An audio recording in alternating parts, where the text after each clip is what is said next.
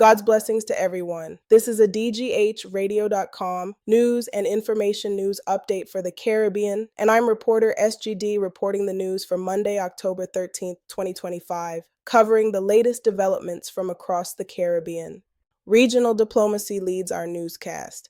A tense debate at the United Nations Security Council laid bare sharp differences over recent U.S. strikes on suspected maritime traffickers in waters off northern South America. U.S. representatives defended the operations as part of broader efforts to disrupt transnational crime. Venezuela and aligned countries condemned the actions as violations of sovereignty that risk widening tensions. Caribbean missions urged de-escalation, greater transparency around rules of engagement, and stronger maritime coordination to protect lives, trade, and fisheries across the basin. Analysts warn that a prolonged dispute could push up insurance costs for shipping and strain small coastal economies. Diplomatic channels remain critical to lower risks while maintaining legitimate law enforcement cooperation. Guyana is reiterating that the Caribbean should remain a zone of peace. Its ambassador at the UN affirmed support for the rule of law and peaceful settlement of disputes, even as the region grapples with smuggling, illegal fishing, and rising security pressures. The message: pursue joint patrols, intelligence sharing, and incident reporting through established frameworks without sliding into confrontation. For countries whose growth depends on predictable sea lanes and offshore energy, steady diplomacy is as important as enforcement. In Grenada, a debate is growing over a U.S. request to temporarily deploy radar equipment and a technical team at Maurice Bishop International Airport. A former Senate president says he's ready to lead peaceful demonstrations unless the government publishes clear terms, scope, duration, data protections, and legal basis before any installation. Officials confirm consultations are underway and insist that sovereignty and safety come first. Aviation experts note that temporary radar can close coverage gaps and enhance flight safety, but public communication and well-defined rules, potentially with sunset clauses, will be essential to maintain trust. To Barbados now, where a proposed overhaul of immigration and citizenship laws has sparked street-level activism and sharper political scrutiny. A Democratic Labor Party candidate is pressing for tighter residency thresholds and a slower timetable for voting rights, arguing that enfranchisement shapes the electorate for decades. Over the weekend, demonstrators in Bridgetown emphasized that their concerns are about process and safeguards, not hostility to newcomers. Government signals openness to refinements while defending the need to modernize an outdated framework. Legal and economic voices add that well-designed pathways can attract skills and investment, but that clarity on residency, portability of benefits, and treatment of dependents will determine whether reforms build public confidence. Barbados' economic conversation also includes credit quality. With a recent outlook improvement from a global ratings agency, policymakers and business leaders are pushing toward an investment-grade rating that could lower borrowing costs. Every percentage point shaved off interest means more fiscal space for clinics, schools, and infrastructure. The pathway is familiar, but demanding sustained primary surpluses, reduce debt to GDP, deepen reforms that lift growth, and avoid policy slippage. External shocks remain a risk, but the prize, access to cheaper, longer-term financing, could compound benefits for households and investors alike. Public services are under pressure as well. Barbados's Postal Authority has suspended mail to the United States, Canada, and related territories, citing new import screening rules that removed low-value exemptions, plus labor disruptions in Canada.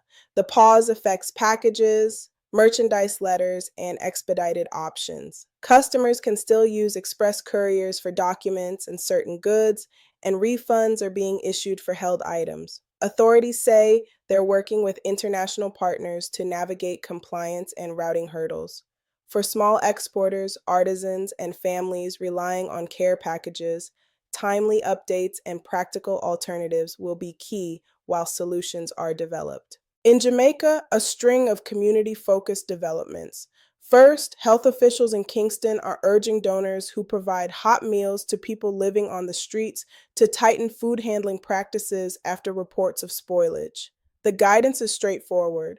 Coordinate with shelters, shorten hold times, use insulated carriers or ice packs, and, when in doubt, choose shelf-stable items. The goal is to keep generosity from turning into a public health risk, especially as holiday outreach ramps up. Also in Jamaica, local government leaders in a western parish warned that waste collection trucks are making long round trips, almost 70 miles, to reach a distant disposal site, causing breakdowns, missed pickups, and mounting frustration. Plans for a nearby transfer station have been drafted, land identified, and benefits quantified, compacting loads, cutting fuel and maintenance costs. But the build has yet to start. With tourism relying on clean public spaces, the call is for faster decision-making and better coordination to protect health and the economy. National regulators, meanwhile, are updating rules to match international agreements on waste classification and cross-border movements, emphasizing source reduction where recycling capacity is limited. On a brighter note, the Viksit Bharat Run brought together close to 200 participants in Kingston, diplomats, diaspora groups, and local supporters for a 3-kilometer event that combined fitness with civic purpose. Organizers integrated timing systems, safety and medical support, and community partnerships. The run was one of more than 150 similar events across over 90 countries, encouraging diaspora engagement with national development goals. Small steps on a course can inspire sustained contributions off it through volunteering, mentorship, and investment. And the Spirit of Volunteerism Foundation honored 5 changemakers, naming an education sector leader Supreme Hero for an initiative teaching problem solving and creative thinking to children as young as 8.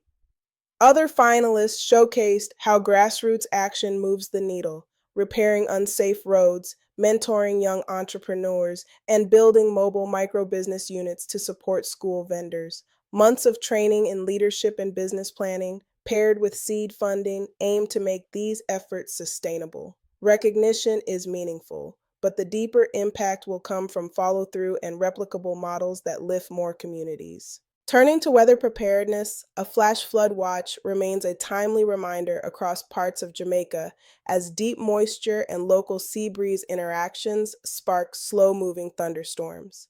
Emergency managers advise clearing drains, avoiding flooded roadways, and watching for landslides on saturated slopes. Even shallow moving water can sweep vehicles off the road, and repeated bursts over the same area can cause rapid rises in streams. Charging devices, securing important documents, and checking on elders are simple steps that pay off when weather turns quickly. Across the region, humanitarians warn of worsening needs in Haiti. A new multi-agency assessment estimates roughly 5.7 million Haitians face acute food insecurity through early next year, driven by violence that disrupts markets, displacement that severs family support, and economic shocks that put staples out of reach. Aid partners are scaling cash assistance where markets function while pushing to keep supply corridors open for therapeutic foods and medical supplies. They emphasize that school meals, water, and sanitation, and support for smallholder farmers must accompany food aid to stabilize households, especially with the lean season approaching. Regional integration made a noteworthy stride this month. The first week of full free movement among 4 CARICOM states is yielding early benefits and practical questions. Workers are taking jobs without permits or skills certificates. Families are reuniting without repeated renewals. Administrators report smooth processing at ports but are fielding queries on documentation, school enrollment, pension portability, and voting timelines. Businesses see a larger talent pool. Civil society calls for plain language guidance and services that help receiving communities manage housing, classrooms, and dispute resolution. Lawmakers are being urged to codify procedures, so courts and agencies have clear rules as the policy matures. Tourism and travel also felt October's unsettled weather. Royal Caribbean adjusted several itineraries to avoid high winds and rough seas tied to tropical disturbances, keeping some ships in port and rerouting others. The company says passenger safety drives decisions and is offering flexibility on excursions and onboard programming. As climate variability increases, transparency around schedule changes and close coordination with regional ports will remain essential to protect visitor experiences and local tourism revenues.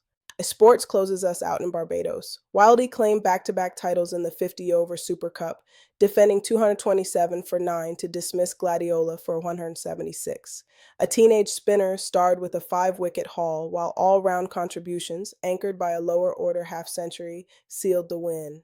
Earlier team sheets featured the return of a veteran spinner and a former Test quick, setting up a finals clash rich with experience and emerging talent. The result underscores how depth, discipline, and patient partnerships turn the tide even after mid-inning stumbles. These and other issues are of great concern within the islands. What do you think are some good solutions? Let us know your thoughts by texting your comments to 1-315-898-1449. You can also join our WhatsApp group and get the news, weather, and other insightful information delivered right to your smartphone. To join, text JOIN to 1-315-898-1049. Please include your name in the text message. You will receive a call to verify your request.